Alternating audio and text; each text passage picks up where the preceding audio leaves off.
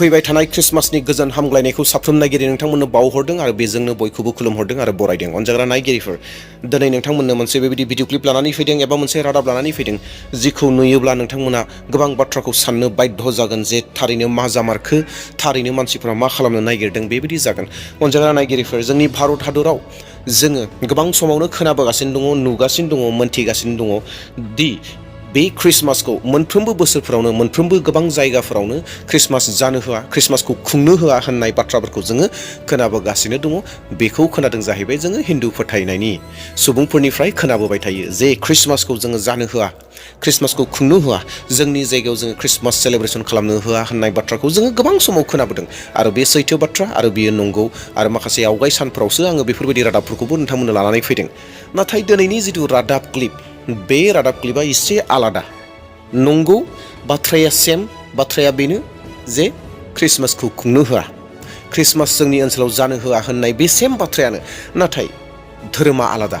Yes अनजाग्रा नायगिरिफोर, एबारनि जिथु बुंनाय, एबारनि जिथु नोंथांमोननो लाना फैनाय भिडिअ क्लिप, बे जाहैबाय मुस्लिम फोथायनायनि सुबुंफोरा बुंदों जाहैबाय जे क्रिसमासखौ देग्लाय जोंनि बे जायगायाव जोङो जानो होआ, मानोना क्रिसमासआ जोंनि भारतनि परम्परानि मोनसे सेलेब्रेसन नङा होननानै बिथांमोना बुंदों, बिथांमोना दाबि खालामदों, मन्थ्रिनिसिम दाबि खालामदों, दैदेनगिरिफोरनिसिम बाथ्राखौ बुंहरदों दि जोङो जोंनि ओनसोलाव, जोंनि जायगायाव जोङो क्रिसमास जानो होआ देग्लाय होननानै गोबां गोरायै बुंदों। आरो बे बुंग्राफोरा हिन्दु धोरोमनि नङा, बे जाहैबाय मुस्लिम फोथायनायनि सुबुंफोरा बुंदों। येस अनजाग्रा नायगिरिफोर, नोंथांमोना बे भिडिअखौ एबा बे भिडिअ क्लिपखौ नायोब्ला गोबां सोमोनांगोन आरो गोबां बाथ्राफोरखौ नोंथांमोना मोनथिगोन जे थारैनो मा खालामो, दिनै खृष्टानफोरखौ बेसेबां मुगैयो, जिसु ख्रिस्ट'खौ बेसेबां मुगैयो, जि क्रिसमासखौ जोङो जिसु ख्रिस्ट'नि जोनोम सान होननानै सेलेब्रेसन खालामो बेखौ मानसिफ्रा बेसेबां मुगैयो, बे भिडिअ नोंथांमोना मोनथिनो मोनगोन। दा बेयावहाय भिडिअखौ जोबजासिम नायदो आरो लोगोसेयैनो खावलायनो हास्थायदों सोरबाफोर चेनेलाव गोदान फैदोंब्ला दानो साबस्क्राइब खालामदो, मानोना नायैनो उनथिंजाय बावलांनोबो हागौ। दा बेयावहाय साबस्क्राइब खालामना लादो आरो लोगोसे लाइकखौ होनो दाबावसै। जायफ्रा भिडिअखौ नायबाय थायो नोंथांमोना अननानै लाइक होलांगोन, मानोना नोंथांमोना नायैनो उनफारसे होगोन होनना सानोब्लाबो बावनानै थाहैयो। बेयावहाय दानो लाइक होदो। दे अब्ला अनजाग्रा नायगिरिफोर, नोंथांमोननो बे भिडिअ क्लिपखौ एबा रादाब क्लिपखौ दिन्थिनोग्रोसै, नोंथांमोना नायग्रोदो।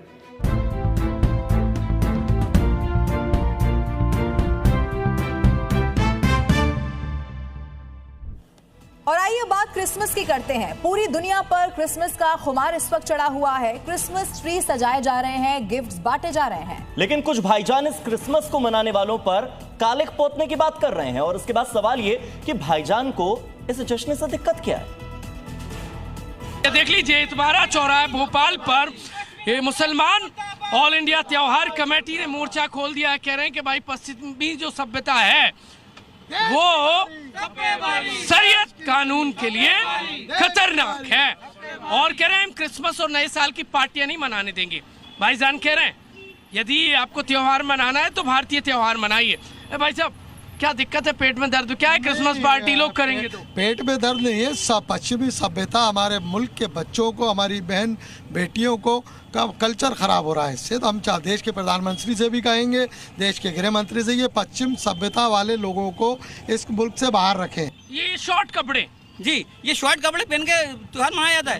हमारे त्योहारों के नाम पे कलंक है। ऐसे त्योहार कलंक है पश्चिमी सभ्यता, बिल्कुल कलंक है। वो पश्चिमी सभ्यता क्या कहना चाहते हैं मुस्लिम युवा युवतियों के लिए? क्या कहना? मुस्लिम युवा युवती के अलावा हिंदुस्तान के जितने युवा युवती सबसे कहना चाहता हूँ कि ऐसी सभ्यता के खिलाफ आगे से आगे खड़े हो गए और उसको खत्म करें। पार्टियां नहीं होने देंगे, नहीं होने देंगे। क्या करेंगे? रेड मारेंगे क्या? हम रेड मारेंगे और विरोध करेंगे। जहाँ अगर ऐसा होगा तो हम फिर उसका रेड मारेंगे और विरोध भी करेंगे। भाई क्रिसमस पार्टी तो बहुत बड़े बड़े आयोजन होते हैं, न्यू ईयर पार्टियां होती हैं, सब होती हैं, लेकिन हिंदुस्तान की जो अपनी सभ्यता है उसके दायरे में हो। जो उसकी जो सभ्यता के खिलाफ जो है हम उसके खिलाफ हैं। जो पश्चिमी सभ्यता है तो युवाओं आप नहीं जाते पार्टी में? नहीं, हम भी नहीं जाएंगे ना, हमें हमारे दोस्तों को भी नहीं जाने देंगे, ना हमारे जैसे युवाओं को नहीं जाने देंगे। हम इसका विरोध करते हैं फुल। जाएंगे तो क्या हो जाएगा? जाएंगे तो हम रोकेंगे उनको। क्या दिक्कत है? दिक्कत ये है कि माहौल खराब वो है ना इसमें, क्या माहौल है? माहौल ये है, ये छोटे छोटे कपड़े पहन के जाना, पार्टी शराब ड्रिंक वगैरह ये सब चीज गलत है। ये सब पार्टी संविदा पे है। युवा पीढ़ी है, हमारी जो युवा पीढ़ी है, जो आजकल छोटे छोटे बच्चे हैं, कल वो ये देखेंगे तो वो कहाँ जाएंगे कि हमारे दादा दादी नाना नानी परदादा इस मतलब पोशाक में थे और आज हमने इतने छोटे कपड़े कह रहे हैं जो क्रिसमस की और नए साल की पार्टी करेगा मुंह काला कर देंगे उसका। बिल्कुल किया जाएगा। क्यों? अरे कार्रवाई हो जाएगी। कार्रवाई कौन डरता है? कार्रवाई से कौन डरता है? नहीं डरेंगे कार्रवाई से। मुल्क की सभ्यता के खातिर, बचाने के खातिर हम अपनी जान देने को तैयार है। जो लोग पार्टी का आयोजन कर रहे हैं वो लोग सुन लें, क्योंकि भाईजान कह रहे हैं कि मुंह काला कर देंगे भाई हम, लेकिन हुआड़ता नहीं होने देंगे। साफ्रोम नायगिरि नोंथांमोना भिडिअखौ जेब्लानो प्ले खालामबाय आरो जेब्ला रादाबखौ मोनबाय एबा भिडिअ क्लिपखौ मोनबाय, नोंथांमोना बाथ्राखौ मोजाङै खोनासंबाय आरो गासैबो बाथ्राफोरखौ मोनफा मोनफा बुंनाय बाथ्राफोरखौ बुजिजोबदों होननानै आङो फोथायदों। दा बेयावहाय दुनायै फिन बुंफिननांगौनि बाथ्रा गैला होननानै आङो मिजिंथिदों। बे जाथाया जादों जाहैबाय, बे खामानिखौ मावदों जाहैबाय मध्य प्रदेशनि जि राजथावनि दङ भोपाल होननाय केपिटेल दङ, बे केपिटेल भोपालावनो बे जादों जाहैबाय। भोपालाव थानाय मुस्लिम फोथायनायनि सुबुंफोरा दाबि खालामदों दे 2025 नि जिथु ख्रिस्टमास दङ, बे ख्रिस्टमासखौ जोंनि ओनसोलाव, जोंनि जायगायाव, जोंनि बेयाव, जोंनि भारतआव जोङो जानो होआ होननानै बिथांमोना गोबां बाथ्रा बुंदों, धरना होदों, प्रटेस्ट खालामदों। येस अनजाग्रा नायगिरिफोर, जों गोबां समाव खोनाबोदों, नुबोदों दि माखासे गुबुन फोथायनायनि जेरै बिथांमोना हिन्दु फोथायनायनि सुबुंफोरा जे प्रटेस्ट खालामबोगासिनो दङ जे ख्रिस्टमासखौ खुंनो होआ, ख्रिस्टमास खुंनो मोना, जोंनि जायगायाव ख्रिस्टमास जानो मोना होननायखौ जोङो सरासनस्रा खोनाबोबाय थायो मोनफ्रोमबो बोसोराव। नाथाय देग्लाय जोंनि भारतआव, गुबुनाव पाकिस्ताननि बाथ्राया आलादा, बबेबा बांलादेशनि बाथ्राया आलादा, बबेबा करियानि बाथ्राया आलादा, बेखौ बुंनो नागिराखै। नाथाय भारतआव जों बेबायदि बाथ्राखौ खोनायाखैमोन जे मुस्लिमा ख्रिस्टियाननि उल्थायै, ख्रिस्टियाननि बिरुद्धियै बाथ्रा बुंनायखौ जोङो बेबायदि ख्रिस्टमास जानो होआ होननायखौ हयथ' जोङो गोबाङा मोनथियाखैमोन, नुवाखैमोन। नाथाय बिथांमोननि गोसोआवबो जिसु ख्रिस्टनि जोनोम सान सेलेब्रेसनखौ लानानै गोबां मुगैनाया दङ। मुगैनाया थानायखायनो दिनै बेफोर बाथ्राफोरखौ बिथांमोना गावनि खुगायाव दिहुनदों।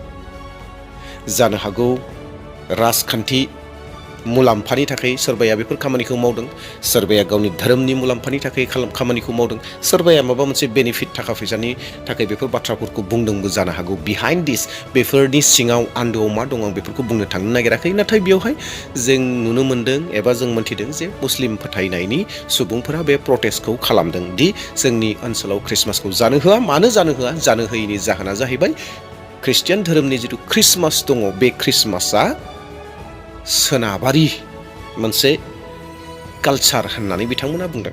सोनाबारि मोनसे कालचार होननानै, बियो गुबुन हादोरनि मोनसे कालचार, जोंनि भारतनि कालचार नङा होननानै, जुदि सेलेब्रेसन खालामनोब्ला भारतनि कालचारनि जिथु सेलेब्रेसन दङ बेखौ खालाम होननानै बिथांमोना बेयाव खुगा सिदों। नाथाय जों बयबो मोनथिगौ नङा होमब्ला, जोंनि गोसोआव मोनसे बाथ्राया दङ, इसोरा बबेबा फरेननि, बबेबा गोजान जायगानि बे जाया, इसोरा बयनिबो थाखाय सासेयानो। बे बुहुम, जि दुलुर बुहुम दङ, बे दुलुर बुहुमखौ सोरजिग्राया बे इसोरानो। आरो बे दुलुर बुहुमाव मानसिखौ दोनग्राया सोर? बे जाहैबाय बे इसोरानो, जाय इसोरखौ जोङो खुलुमो, जाय इसोरखौ जोङो सिबियो आरो जाय इसोरखौ जों मुं होयो जिसु ख्रिस्ट' होननानै मुं होदों। बे जिसु ख्रिस्ट'आनो गासै पृथिबीखौ सोरजिग्राया, गासै मानसिखौ सोरजिग्राया। बे भारतखौ दाग्रायाबो बेनो, बै आमेरिकाखौ दाग्रायाबो बेनो, पाकिस्तानखौ दाग्रायाबो बेनो, भुटानखौ दाग्रायाबो बेनो, गासै पृथिबीखौ दाग्रायाबो बेनो।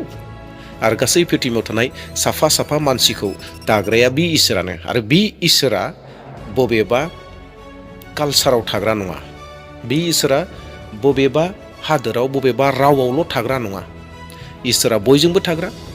मा भारतनि, मा पाकिस्ताननि, मा आमेरिकानि, मा इंलेन्डनि, मा फिलिपाइन्सनि, इसोरा जेरावबो थायो। नाथाय बेफोर बाथ्राफोरखौ बिथांमोना मोनथिनानैबो मोनथियालाबानो बायदि रोखोमनि बाथ्राफोरखौ बुङो। बे जाहैबाय गावबा गाव बेनिफिट, गावबा गाव मुलाम्फानि थाखाय बिथांमोना हयथ' बाथ्राफोरखौ बुङो।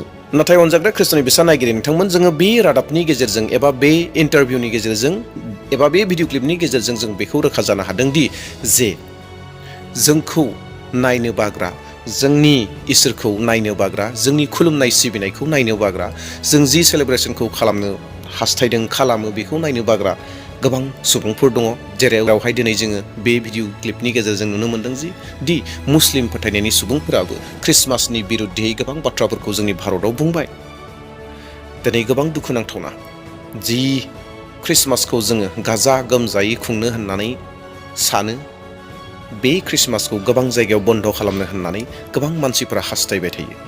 जेखि जादिया अनजाग्रा नायगिरिफोर जोंनि ओनसोलाव जिहेतु बेबायदि समयसा दासिम गैया दा बेयावहाय जोङो गाजा गोमजायै बे इसोरखौ खुलुमगोन सिबिगोन नाथाय बिनि सिगाङावनो जि रादाबखौ नोंथांमोना लानानै फैदों नोंथांमोना अलरेडि मोनथिबाय जे माखासे जायगाफ्राव गोबां समयसाफोरा दङ दा बेयावहाय नोंथांनि जिथु पार्सनेल प्रेयारनि सम दङ पार्सनेल प्रेयारनि समाव बे मध्य प्रदेशनि भोपालनि थाखाय नोंथांमोना आर'ज खालामदो बैयाव थानाय ख्रिस्टियानफोरा बेफोर रादाबफोरखौ मोननानै बेफोर बाथ्राफोरखौ मोनथिनानै जि मुस्लिम ओनसोलफोराव ख्रिस्टियानफोर दङ बैयाव हयथ' थारैनो माखासे प्रब्लेम्सफ्रा फैनो हागौ गोहोमफोरा गोग्लैनो हागौ दा बेयावहाय नोंथांमोना आर'ज खालामदो जेन जोंनि भारताव थानाय मोनफ्रोमबो जायगाफोराव फिसा फिसा मण्डलिनिफ्राय लानानै सानै साथाम ख्रिस्टियान सुबुंफोर लानानै साफ्रोमबो ख्रिस्टियानफोरा ख्रिस्टमासखौ जेन गाजा गोमजायै खुंनो हायो आरो इसोरखौ खुलुमनो सिबिनो हायो बिनि थाखाय नोंथांमोना आर'जआव थाफ्लायदो। अनजाग्रा ख्रिस्ट' फिसाफोर जोंनि थाखाय जोंहा माबा मोनसे बोलोगोरा गोहो जोंनियाव माबा मोनसे हाथियार गैया नाथाय जोंनि थाखाय बयनिख्रुइबो देरसिन गोहो बोलोआनो जाहैबाय आर'ज बेयावहाय आर'ज खालामनो दाबाव आरो बानो नाङा। दे अब्ला अनजाग्रा नायगिरिफोर दिनैनि रादाबखौ बेसेयावनो फोजोबलांनोसै फिन आरोबाव बुंफिननो नागिरदों साबस्क्राइब खालामनो बावना थानायफोरा साबस्क्राइब खालामदो लाइक खालामनो बानायफोरा एबा बावनानै थानायफोरा लाइक खालामदो आरो भिडिअखौ शेयार खालामदो। बयहाबो सुख शान्ति गोजोन रंजानायनि बरदिन जाथों आशीर्बादनि बरदिन जाथों बेखौनो मिजिंथिनानै आरो बेखौनो बुंनानै आंनि भिडिअखौ बेसेयावनो दोनथ'बाय। Thank you.